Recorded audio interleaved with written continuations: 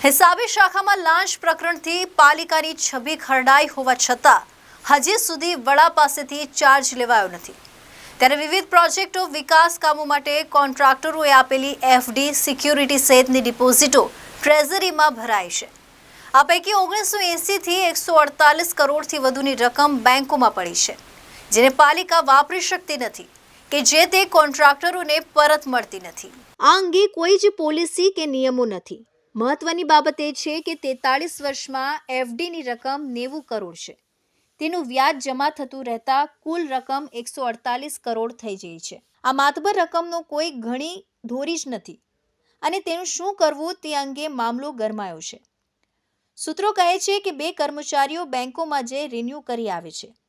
આ એફડીઓ માટે કોઈ દાવેદાર પણ સામે આવતા નથી। આ એવી એફડી છે કે જે તે વિભાગો ઝોનોમાંથી ફાઇનલ બિલ બન્યા નથી। ઓડિટ વાંધા પેન્ડિંગ છે, વર્ષોથી પૂર્તતા જ થઈ નથી। ઘણી ખરી ફાઇલો જ ગુમ થતાં ફાઇનલ બિલ બન્યા નથી। જે તે સમયે કોન્ટ્રાક્ટરોએ ચંપલ ઘસી હશે, પરંતુ મૂડી પરત મેળવી શક્યા ન હોય। ઘણાએ માંડવાળ કરી દીધું હશે, કેટલાક હયાત પણ રહ્યા ન હોય તેવી સ્થિતિ છે।